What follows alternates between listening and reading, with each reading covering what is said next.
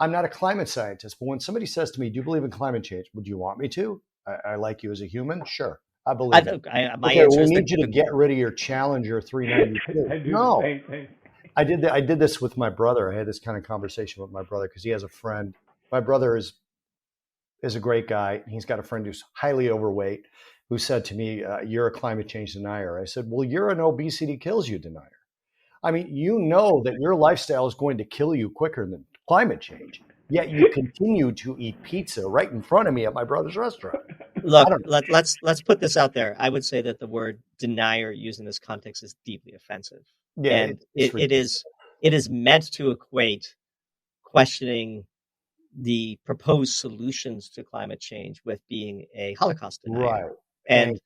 And to me, this minimizes what happened in the 40s to the Jewish people. And I find it deeply offensive. And that the environmental left has been allowed to get away with such semantic,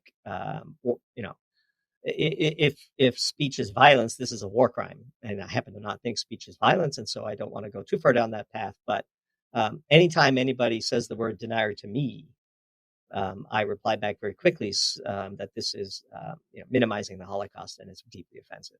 So I just want to say that phrase couldn't be tossed into the trash bin of our discourse more quickly. I wanted to say that if we were cheesy enough to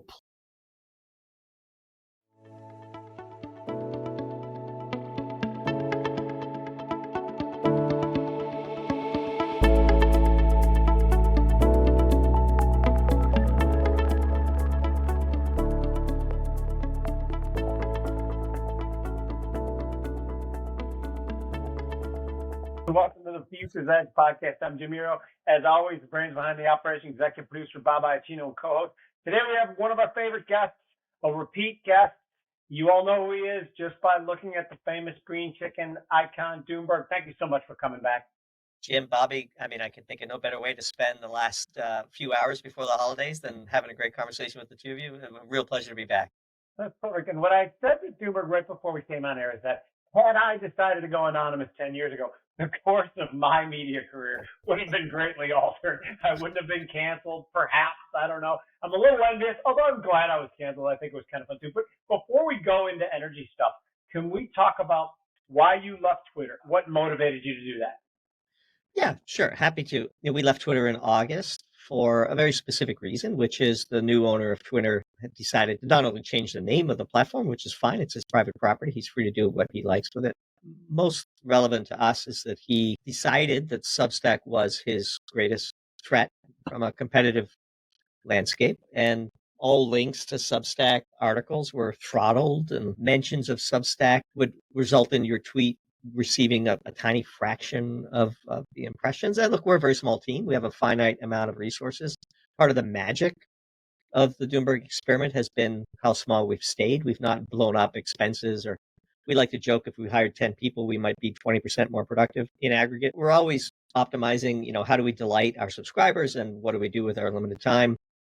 And ultimately it became kind of futile. Just to give you some numbers, at our apex, at Doomberg T is the Twitter handle that we still own, and I still lurk and use Twitter for inbound information as a resource. But at our apex, I think we were generating almost 45 or 50 million impressions a month. And in the 30 days before we decided to leave, we had dropped to like 5 million while still being relatively just as active. And as business people, we can understand why the new owner of Twitter decided to do what he did. We owned the Doomberg brand and decided that our limited resources would be best spent going all in on the Substack platform, I should say. We participated in the author-led fundraising round for Substack. So in full disclosure, we are small equity owners in Substack. And so one could argue that we have a financial conflict of interest, although I would say that this is a relatively modest portion of the combined net worth of the Doomberg team. But we are obviously partners with Substack. We are the number one finance Substack paid, at least in the world, and probably amongst the top 5 on the platform, which is miraculous and amazing.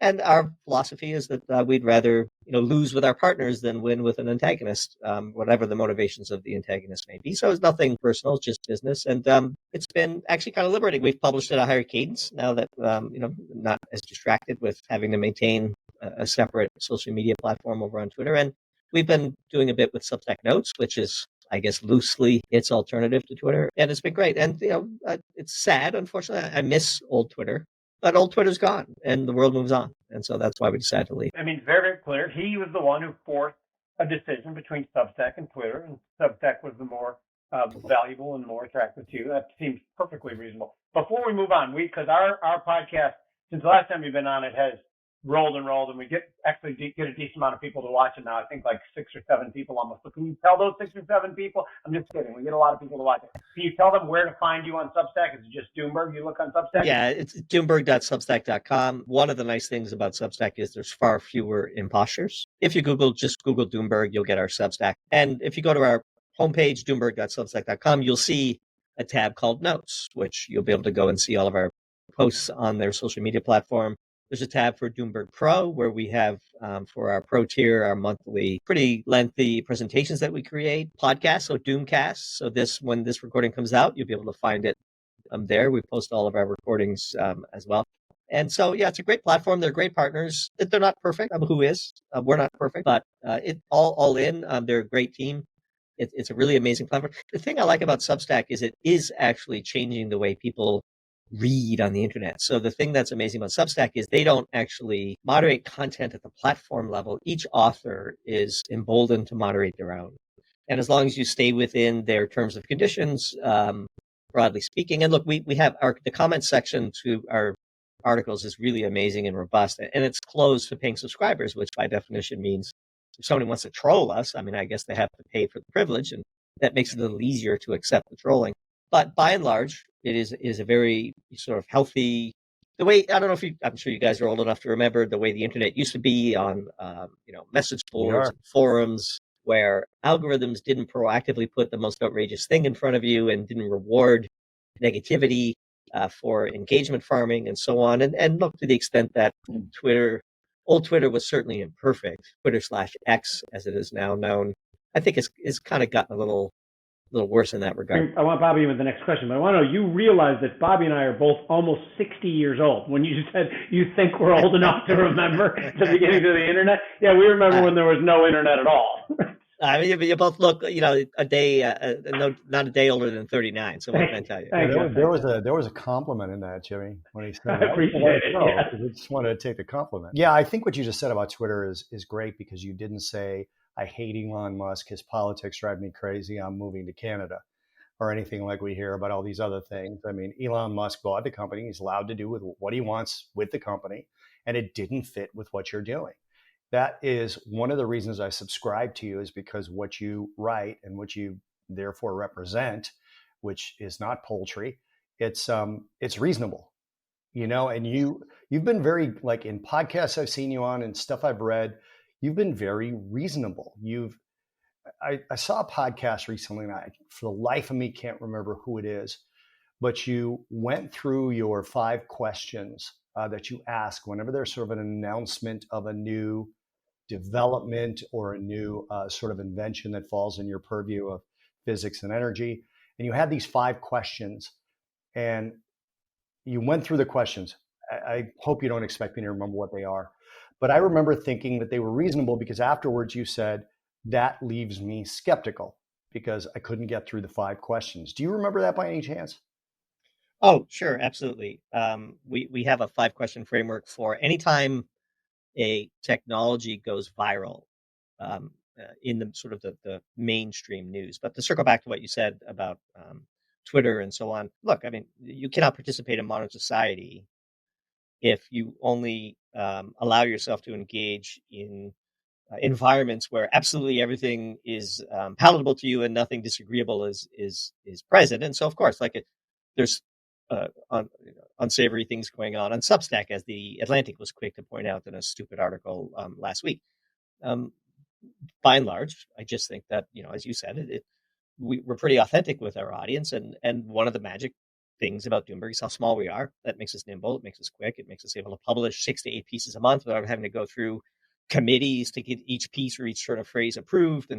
And because we're anonymous, we don't have to worry about being canceled and all of these things. And so as long as we're continue to be honest with our subscribers for why it is we're doing what we're doing, we have found that they will largely stick by us. And look, it annoyed some people that we left. If you're not annoying anybody, you're not really doing it right. So to your question about the 5 questions, the background on that is I used to be an executive in corporate America with a technology background. I forget that we know that and we didn't let you explain Yeah, that. that's fine. And I would almost always get an email from CEO of whatever company I happen to be working for with many sort of non-scientific executives get most of their science from the mainstream media.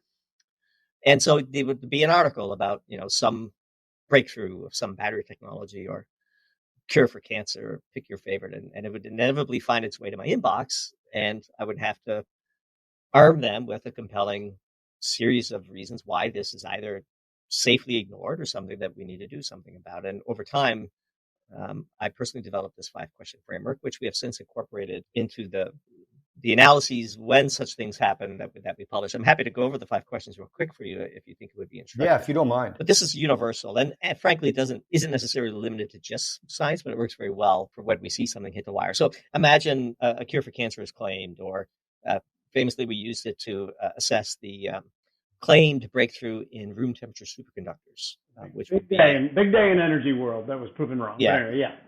Yeah, and I think we nailed that one pretty well. But the nice part about this is it gives a framework for everybody to use. So the first question is, who is involved? And look, as we said in the piece, like if MIT and Google co-announce some computing breakthrough, you probably want to take that seriously. But if it's, some university in North Korea that you've never heard of, maybe it's a little less skeptical. And some people will push back. But I do think pedigree matters, like the pedigree of the institution or people putting their names on the line for a big breakthrough claim matters, and you need to look at it. The second question is, where was it published? As a consequence of the sort of COVID stuff, quality of journals and the perceived, pedigree of such journals may have taken a bit of a hit, but by and large, most of the time, if something is published in a big name journal that has peer review, you should take it more seriously than if it's a preprint that no other scientist has seen, which leads to the third question, which is, where are we in the scientific process? If a article is published by a reputable university professor that has subjected itself to peer review and 3 or 4 other high-profile institutions have replicated the results, well, then that matters. And if nobody has ever heard of it and it's very outlandish and it's, preclinical results for cancer drugs, well, then you detract from it. And then the fourth question is, what is the scientific context? And in the case of room temperature superconductors, there's been 25 major claims that have, amounted to nothing. And so it's okay to look at the first 25 when pondering the 26th. And then the last one is, what should we expect next? And so if this is true, here's what we should see. And if this is not true, here's what we should see. And those questions are very simple, very powerful. They don't require deep subject matter expertise, but enough knowledge to know your way around things and a little bit of Google searching. And so we've applied it a couple of times. People seem to like it. We have most recently applied it to claims on the part of Toyota that they have a breakthrough solid state battery that was going to revolutionize electric vehicles, for example. Like those types of questions are really useful for non-scientific executives to get their hands around headlines like that. Quick question on the room temperature superconducting, because I remember being giddy about it because I didn't use the 5-step critical thinking questions and thinking it was a wonderful thing. Has that been proven to be 100% bullshit or just mostly bullshit? It has been proven to be not true, and I think the verdict, last I checked, is that the scientists involved misunderstood the data, that there was no nefarious intent. And look, this is very common. Like when you're working on something huge and you believe you've achieved a breakthrough, the human emotions quickly take over. Nobel Prize, billion-dollar startups, and then we have to keep the secret because the Chinese are going to scoop us, or pick your favorite. You think you're being spied on, and I've been around large inventions in my life, both in academia and in industry. Participated in a few myself, not at this scale, of course, but when you think you've made a breakthrough, it's exciting and compelling, and the human fallible nature of humans takes over, where you begin to want to not see the negatives and to focus on the positives. And I think there's plenty of academic fraud in the world, but I don't think anyone is accusing the scientists behind this most recent adventure as knowingly defrauding the world. All right. So in that vein, then there was a story this morning that I saw. I'm not sure what the original source of the story is. I'm kind of looking to see if it was COP28 or what. But the title of the story was "Another Major Milestone in the Race for Nuclear Fusion," and they were talking about Japan's JT60SA reactor being a significant step toward commercial scale nuclear fusion. Is that one of those times, this particular announcement, I don't know how familiar you are with this reactor, but is that one of those times where the media is kind of just thrown a headline up, expecting an idiot like me to click on it, which I did? Yeah, not necessarily agreeing with your self-assessment, but I agree with it. So that's. But Jimmy does. But I would say that nuclear fusion falls into a broad category of media clickbait, unnecessary science. So, and can you really quick, I'm sorry to interrupt you, but can you really quick tell people, because we have a mostly financial audience, just real simple back of the envelope, what does that mean, fusion? Okay, yeah, sure. We don't need nuclear fusion. Nuclear fusion is purported to solve problems that are already solved. We have nuclear fission. So fission is the traditional way by which we extract energy via radioactivity, and fusion is a ostensibly a quote unquote cleaner way to do that, in the sense that it doesn't create nuclear waste and has far less sort of meltdown risk. Both of those have been so wildly exaggerated in the media by environmental extremists to the point where the general population is convinced that fusion matters. It doesn't matter. It's irrelevant. If we woke up today and nuclear fission was invented, it would be hailed as a civilization-saving technology. It's been around since the 40s. France has been getting 70% of its electricity safely from nuclear power for decades, and if they can do it, surely we could. Nuclear waste is perhaps the greatest canard in the history of propaganda, and I tip my hat to the environmental propagandists, and I condemn the nuclear power industry for having dropped the ball so thoroughly. It is the most made-up, irrelevant, nonsensical point of opposition to an otherwise life-saving, human flourishing technology available. And fusion is a giant distraction from fission. And the moment it actually becomes practical, which is always 25 years away, like Lucy with the football, environmentalists will figure out all manner of reasons why we shouldn't do it. And so anybody who is heavily involved in the nuclear sector, when they see headlines like that, they don't even need to go through the 5 questions. It is interesting scientifically. We would not be opposed to its continued research prioritization, but let's stop claiming that this is the invention we need to save civilization from itself, because that invention has already been made. It was made in the 40s, and it is deployed in not nearly to the extent that we wish it was, but I digress. It is a distraction from existing technologies that could be implemented today. Go ahead, Jim. No, that's for Bobby. By the way, you talk as much as you want. When you see me do a hand signal, that's for him. People are here to listen to you. But for people who are listening to this, that's takeaway number one. I like our show to have some takeaways. Fusion doesn't matter. We have what we need in fission. And now my question to you is that since we've last had you on, it's been over a year. It definitely seems like governments around the world, the needle has moved more to leaning in and not away from nuclear to fix our power problem. Do you agree with me? Do you think it's becoming more palatable for them? 100%. In fact, we are just in the process of preparing our December Doom Zoom, which is our hour-long presentation to our pro subscribers. And this one is called Coulda, Woulda, Shoulda, Doomberg's readout from COP28. And to give the Biden administration credit where credit is due, the administration gathered 22 of the most important civilian nuclear countries in the world, and they've committed to tripling nuclear power by 2050. This comes not in isolation, but on the back of a complete pivot by Justin Trudeau in Canada, and even in Michigan, where Governor Whitmer signed this crazy bill Within that crazy bill, nuclear is considered clean, basically everywhere in the world except for Germany. And even there, we're starting to see signs. The world has become comfortable with acknowledging that nuclear power is clean energy, it's carbon-free energy. And if we genuinely care about emissions, and we also care about human flourishing, there is no path to decarbonization that doesn't involve a substantial investment in nuclear power. And so, 100%. And kudos to the Biden administration for leading that initiative at COP28.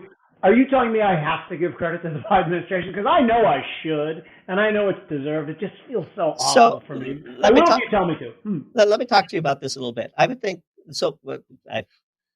coming from the commodity sector, we used to joke that Joe Biden was DuPont, like he was a senator from DuPont, and he because for decades that was the biggest corporation in Delaware. And Joe Biden used to know, I can't say what his current mental faculties allow him to perceive, but Joe Biden is a man who understands the importance of gasoline prices and commodities, and he is burdened with this very loud but relatively small minority of environmental progressives on his left flank.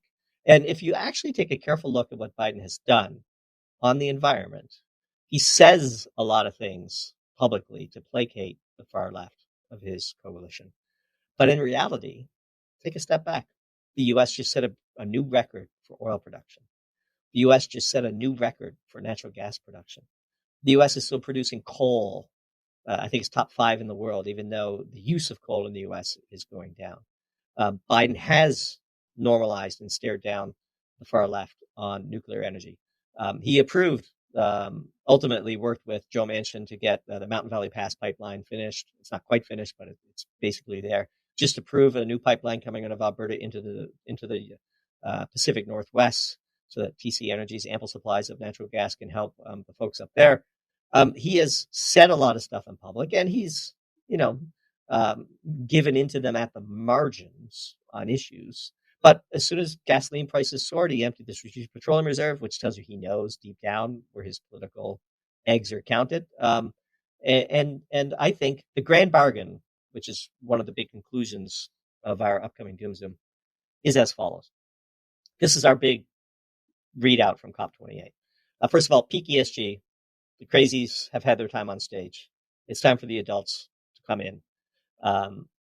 Record fossil fuel industry representation at COP28. Record food and agricultural industry representation at COP28. This, of course, is driving the loony left completely bonkers. But I digress. Here's the grand bargain. The West will phase out coal and replace it with nuclear and natural gas. The global South will be allowed to continue to develop by leveraging cheap coal. We would like it if they did carbon capture and sequestration as part of that build out, but there were no promises in that regard. Natural gas will be proliferated in the West, and carbon capture will almost certainly be forced upon it. Nuclear will serve an important role. And on top of that, we will see a huge crackdown on both natural gas flaring and methane leaks. And of course, methane is natural gas, which is probably 30% of global warming emissions, at least as measured by, global warming potential.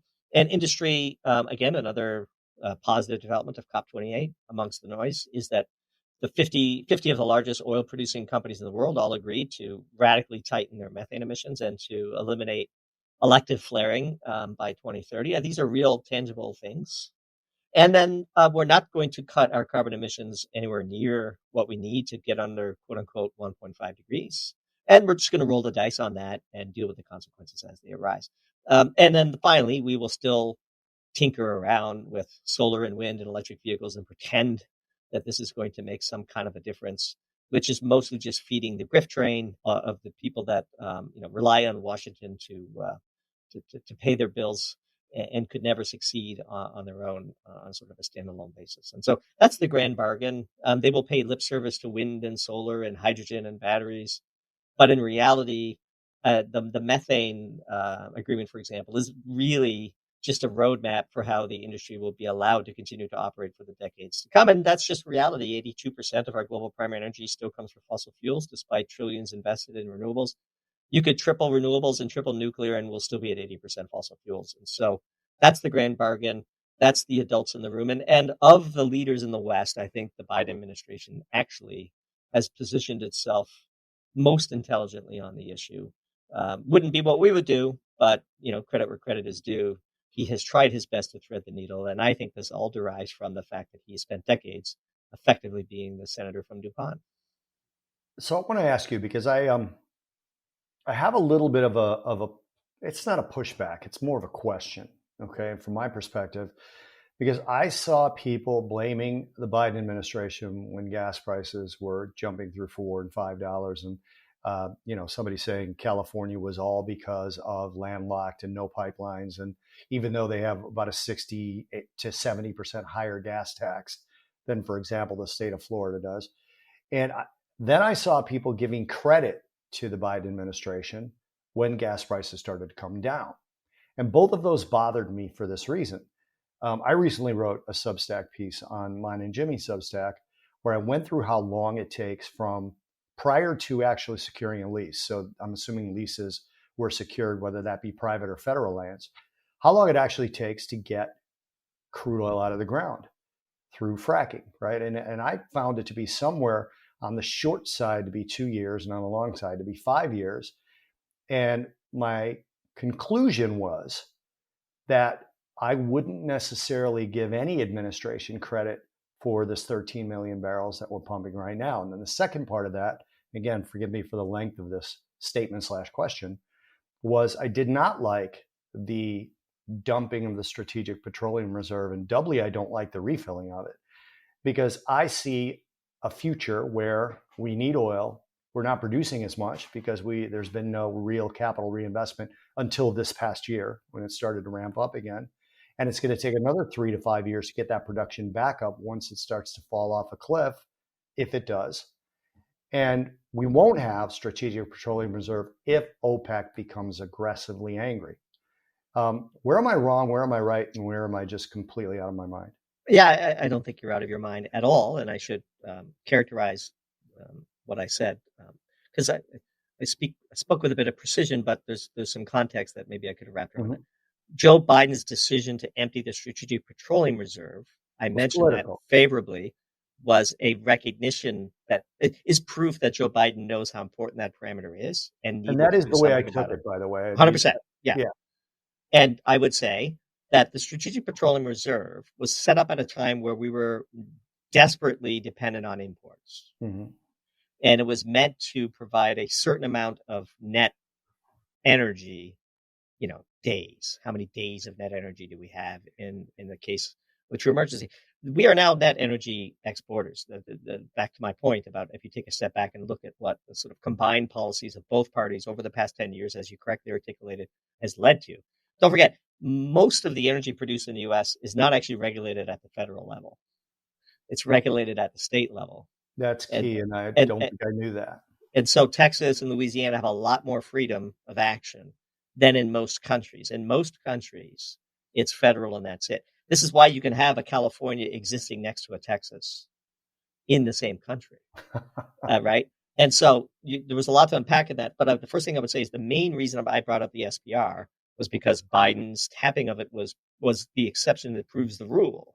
No politician can survive $6 to $7 gasoline, let alone 10, and Biden knew it. I see. It was totally political. It was, I think, nakedly political. I think it was proof of failure of the underlying objective of his leftward-leaning, environmentalist plank. But having said that, he was wise enough to do it from a political perspective. Now, whether we refill it, we've been on record saying we won't refill it because when prices were negative and Trump tried to refill it, Democrats killed it in the Senate. So we have what we have. It's far less of a big deal than it used to be when we were massive importers of energy, but the shale revolution has changed all of that. And the shale revolution would not have happened if we were purely regulated at the federal level. Mm-hmm. Let's make no mistake about it. To your question about California, California is unique in the sense that it has no pipelines. And it is the most aggressive towards the remaining refiners that it has. And because it demands all of these specialized grades, no other refiner in the country is willing to, reorient their entire production just to satisfy California. And so you have this situation where I think they have 5 or 6 major refiners left. That's like 90+%. And they're always attacked by the legislature. They're always taxed. Anytime they make any money, windfall profit taxes are threatened. And so why would capital be redeployed? So I would say California is an example where the state leadership has not done what Biden has done. And they're in the find out phase of such behavior. That phrase. and so, of course, gasoline in California is going to be more expensive. And if we have a true crisis, California is going to be the first to feel it. And to the extent that the current governor of California has national ambitions, I think this is something people should take into consideration when they ponder who to vote for. But Biden is more practical. And I get it. When the current president is in power, people assume that we are a certain sort of position on the right-left spectrum, predominantly because we've only ever written while there's been a Democratic president. I can assure you we will be just as critical if a Republican were to take charge, because we are ideologues, not partisans. And there's been a few occasions where we've actually written in defense of the Biden administration, for example, during the East Palestine derailment, where the Fox News and Tucker Carlson, when he was still on at the time, were sort of hammering the Biden administration over this event. And we thought unfairly, and we wrote as much. And then that led to a bunch of people unsubscribing and some angry emails and so on. But if you're not true to yourself, then you're just another partisan hack. And God knows that the country doesn't need another one of those. I just want to add one more thing if I could. Yeah, okay. It certainly wasn't. I want to clarify a little. I don't think partisanly about this issue, and I wasn't saying that you did. No, right? Sorry. Yeah, and the part. So again, we agree on that point. But I think the part that drives me crazy about just your average person on the street, and I don't have the verbal tact to explain this because I just get mad, like I always do, about everything. But people. Generally, the president is similar to the second string quarterback on a football team who does very little to affect your day-to-day life, and just especially in energy policy, right? And they take advantage of things that were set up in the prior administration, and they blame the prior administration for things that were set up in the prior administration that didn't go well. It's like an ocean liner, right? I mean, a president can't come in. Correct. I'm sorry, it's not my podcast. No, 100%. No, 100%.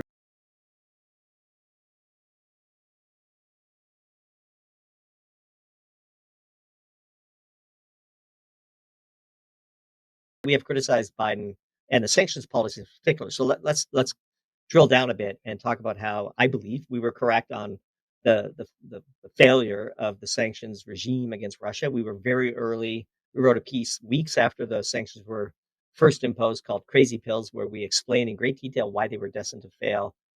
And it took 18 months for the Biden administration to figure that out. I would say only now have they really come around to the thought that the only way to affect Putin's revenue is to flood the world with energy and therefore drive down price. You cannot sanction a major player in the industry's volume without radically increasing their revenue, because as anybody who has spent, it's just insane, right? Honestly, we thought it was we thought it was a joke. We thought it was indistinguishable from parody when we first saw it. And so there have been serious mistakes by the Biden administration. However, to your lament, which we agree with, it's just the nature of politics that whoever is currently in power gets an unfortunate amount of the blame and far too much of the credit when things either go bad or go well. But there is things that can be done at the margin. And look, I would say, for example, you have to give Biden credit on nuclear. You have to give Biden credit on nuclear. You have to give Biden credit on methane. Look, methane flaring, or heaven forbid, even worse, venting, is frankly prolific and unnecessary. Now, you can't demand that natural gas producers don't flare while simultaneously opposing every pipeline project that's on the books, because you can't take that gas from the field and do anything useful with it if you don't have a pipeline to do something with it. And so he will have to stare down the sort of more radical Malthusians on the environmental left eventually. There's no shortage of things for us to write about in that regard. So from that perspective, we're happy about it. But by and large, on energy, Biden has not been near as bad, let's say, as Gavin Newsom, who is angling to replace him. Now, what Gavin does at the federal level, different story. here's my question. I know that it was asked, but I want a little bit of clarification because I have a little bit of bias that I try to fight as a trader. But one of my theses on investing in oil, and I have the oil companies, and I plan on playing oil from the long side for the next 1 to 3 years. And part of that is because of the lag time for these oils produced, and part of that is because I believe that the fossil fuel industry has been in the crosshairs currently. Do you think that is a viable investment strategy, and do you think that it's defensible? So we recently put out a piece called Liquefied Natural Glut, and we're working on a follow-up piece, which will probably come out after this podcast airs, tentatively titled Peak Cheap Oil is a Myth. Both of those are related. So we are largely bullish energy in the long term. Between now and 2050, fossil fuel use is going to grow 2 to 3% per year. Everybody who thinks otherwise is wrong. The secular direction of the trend is bullish, but that doesn't mean that you don't have a sine wave oscillating around that moderately upward sloping line. And so, with peaks and valleys with an upward slope. We are headed into a period of significant oversupply in natural gas.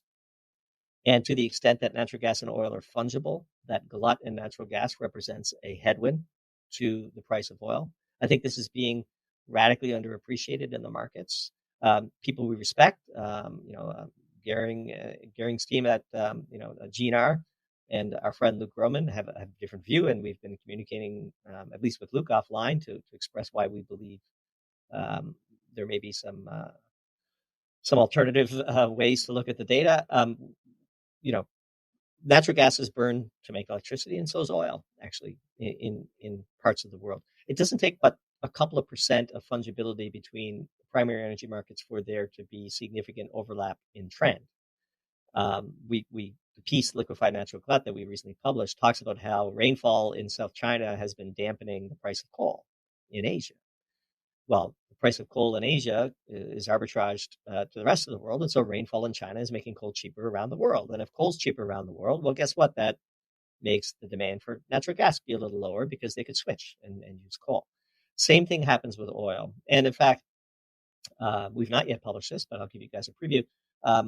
The thing that is driving down oil because of the renaissance in natural gas is actually natural gas liquids. So these small molecular weight hydrocarbons that are actually liquid, that are co-produced in the Permian, for example, or in what's known as sort of wet gas fields. These are effectively oil. In fact, the DOE just redefined its what oil is for the purposes of tracking U.S. national production, and it now includes natural gas liquids. In our view, anything that gets into a refiner is oil.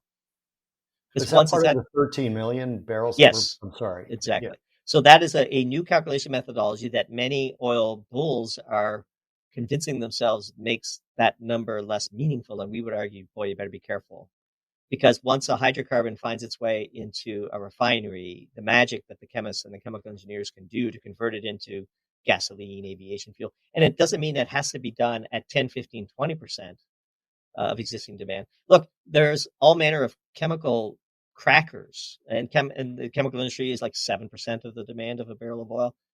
There's these things called flexi crackers that can crack natural gas liquids or naphtha, which sort of comes from traditional oil, and they can toggle back and forth between the two. So all you need is a reasonable channel of fungibility for a glut in one of the primary energy sources to transmit into the others. And so I think anybody who is bullish oil needs to read our piece on natural gas and to understand those interconnections between the markets. There's really those three. There's direct burning for electricity.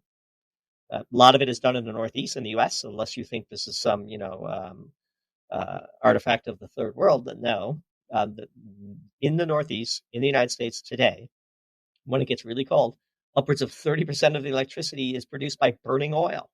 You wouldn't believe it, but that's true. It's very, when the panic really sets in, they turn to oil. Chemical plants, like I talked about, and then also just, you could take, for example, natural gas liquids and blend it with heavy oils, Venezuela, Canada, and make lighter grades. any fungibility across molecules, you have to look at the supply, and the supply of natural gas and natural gas liquids. Qatar has the largest natural gas field in the world. Like, it's shockingly big. That one gas field has proven reserves that amount to 13 years of total global natural gas consumption. That one field alone. It is actually a field that also produces natural gas liquids. And as they invest to grow that field, you're going to get this onslaught of oil-like materials that chemists and chemical engineers know how to convert into the products that we need. And so there's a bullish argument to be made for oil, but there's bearish tailwinds that anybody who is positioning in that space needs to at least be familiarized with so that they can dismiss them. Is it a fair takeaway number two? That's takeaway number two, by the way. That's a fabulous point, Bobby. Yeah, is it a fair thing? Like back in the day when I was being taught what was actually inflationary, they told us example like things can't necessarily be fungible and cause inflation. For example, if steaks gets too expensive, people buy chicken. Actually, I shouldn't say that with you on the show, but yeah, to me is that fair to say with the natural gas liquids? Because actually, Jimmy Tracy talked to us about this. Remember? She talked about the natural gas liquids. So that is something I did not know, is that they were that fungible. It doesn't take much fungibility to, because again, energy is so critical to the front end of the economy. Energy is life. To say that somehow because our current set of refineries are mostly capable of handling heavy crudes, therefore that'll always be the case. If you get a big enough arbitrage spread, they will invest in the reactors needed to take light and mix with heavy and get the right products that they need. And by the way, once those investments are made, they're there, and that fungibility is forever enhanced. And so the economy is a giant deflationary machine, right? It closes arbitrage. Right now, today, natural gas in the U.S. at $2.30 per million BTU. That's the equivalent of $13 a barrel oil. Wow. Just multiply by 6, 5.6. Pick your number. There's a huge advantage to reconfiguring your manufacturing facilities to use natural gas or natural gas liquids, which there's also a glut of. And so eventually, over time, hydrocarbons will be ever more fungible. This is what the economy does. It closes arbitrage. It can't be that oil could trade at 100 with natural gas in the U.S. Trading at 13 on an equivalent basis. What does this mean, however, as an investor? This means manufacturing boom in the U.S. Most people are puzzled as to why we have not yet seen a recession in the U.S. It's not super puzzling to us, despite the spike in interest rates and all this other stuff. We might still have one. The economy is cyclical.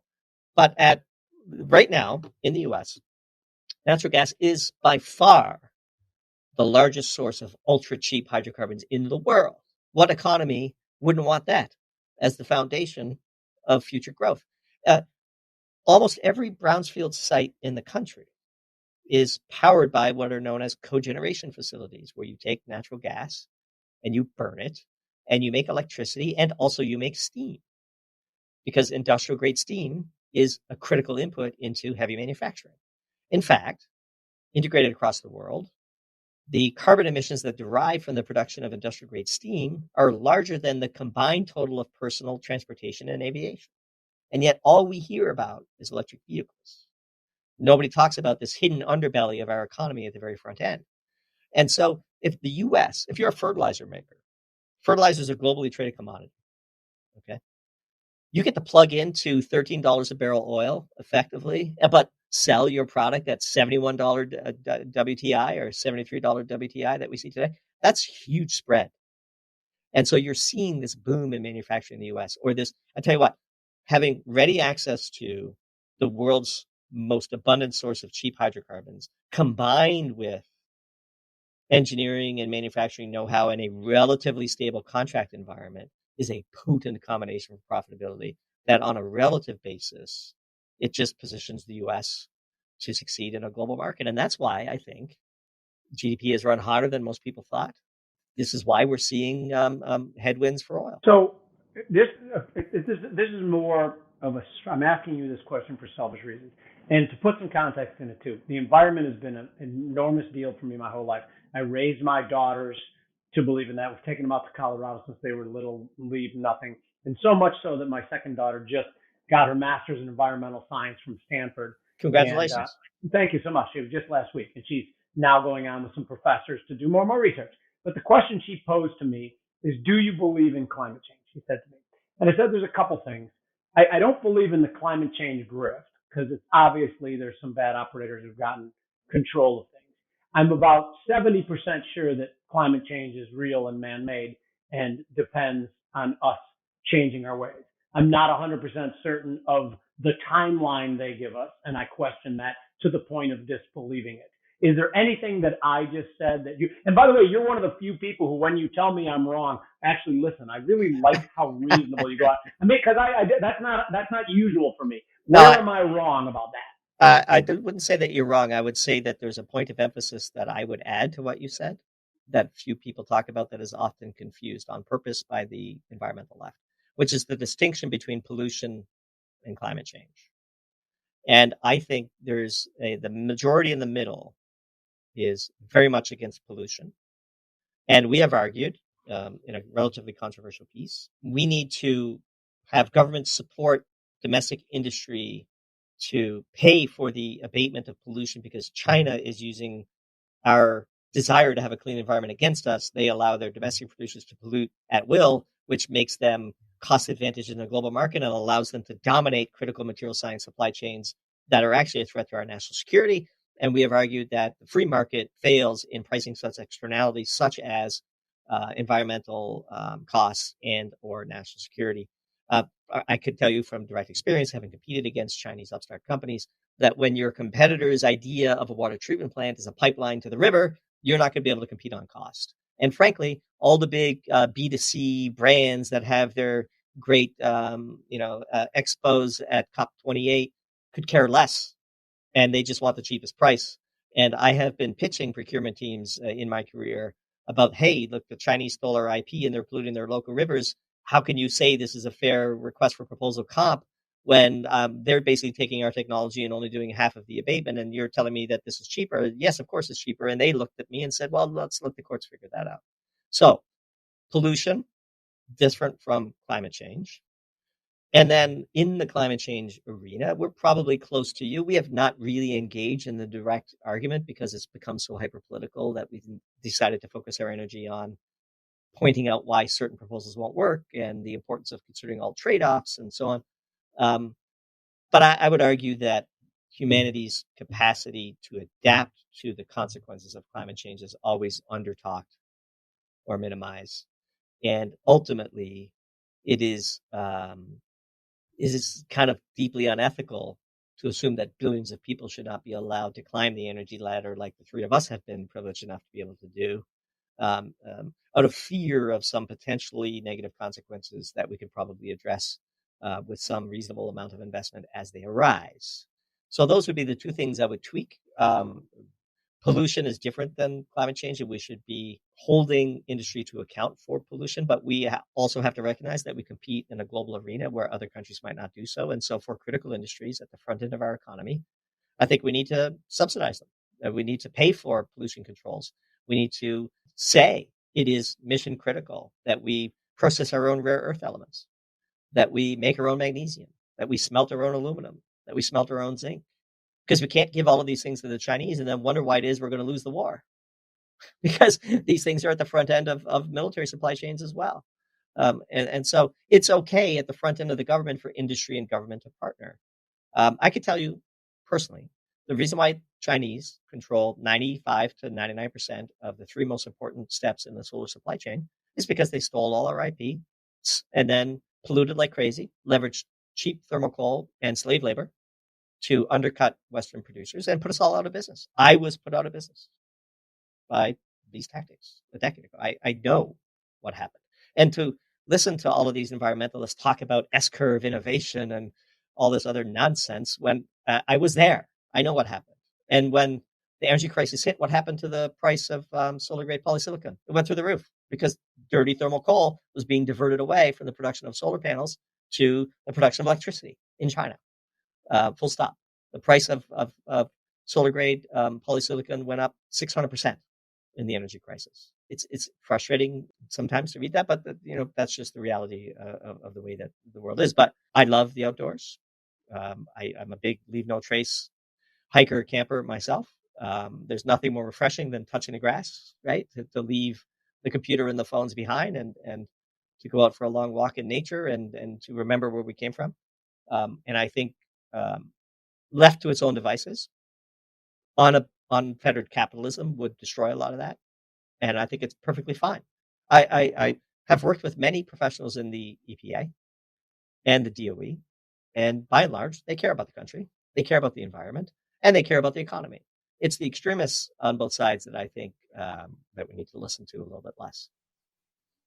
Yeah, I mean that, and I do have a question after this, but I just wanted to mention that, Jimmy. And having met your wife, I know where your daughter got her brain from. It wasn't from you.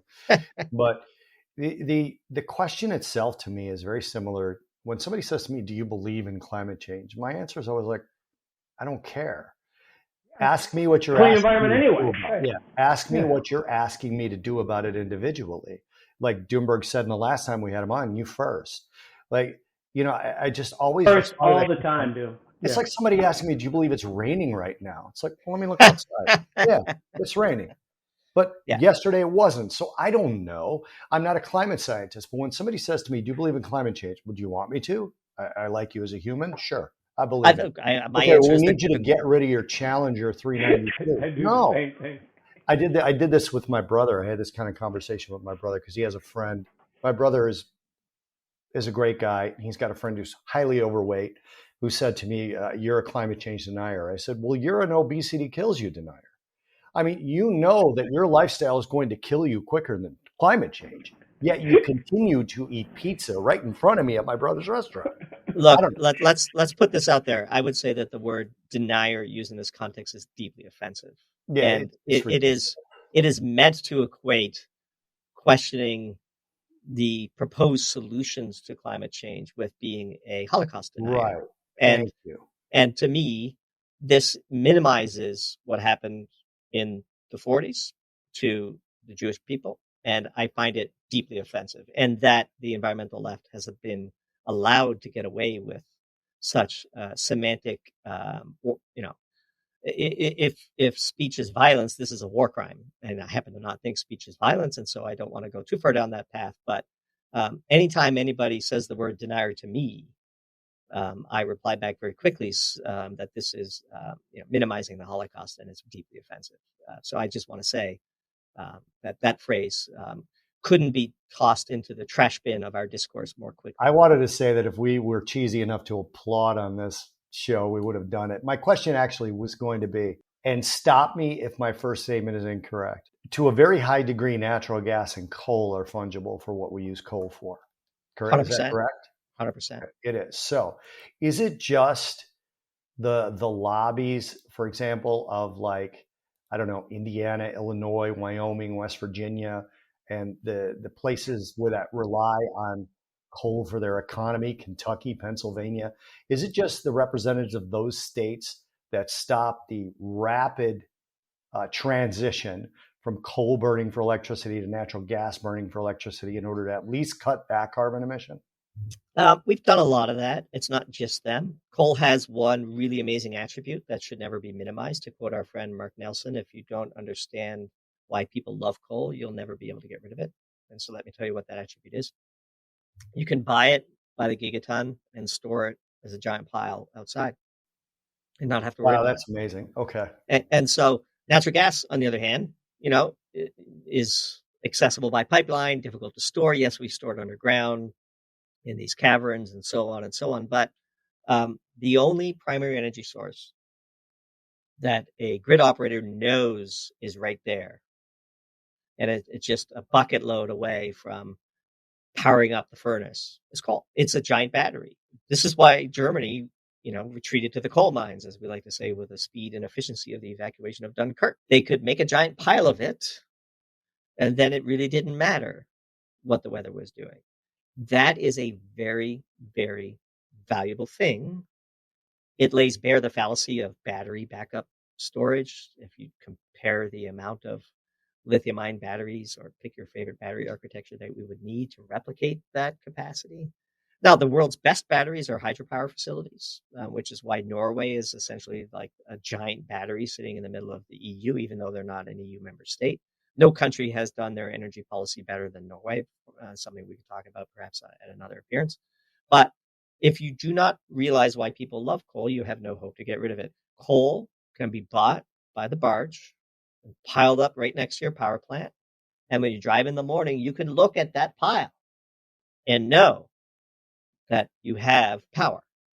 That pile is power. If you are using natural gas to produce electricity and the pipeline goes down, or some environmentalist glues themselves to the pipeline and causes a disruption in supply, you're screwed. So, this is a great example that we like to use when teaching the most important word that is desperately missing from our environmental discourse, and that word is trade-off. How does the relative carbon intensity of coal measure up as a trade-off against deep energy security heading into a winter? And until we are adult enough to have such conversations, we won't be able to get an energy policy that optimizes the trade-offs. You explain things to me so succinctly and clearly, and you have me questioning all the things I think I believe, and I love that, by the way. That's my favorite thing. Bobby, you got anything else? Or no? Yeah, I just want to say that Thomas Sowell once said there's no solutions, only trade-offs. And I love you ending with that, because the trade-off of getting all the knowledge you give us is we have to be willing to speak to a cartoon chicken. And I think that's a very you easy get to. trade-off You to get make. to. Let me, We get to. You We don't get have to speak to a cartoon By chicken. the way, is that your real voice, or do you alter your voice? oh, when you go on podcast? it is definitely my real chicken voice.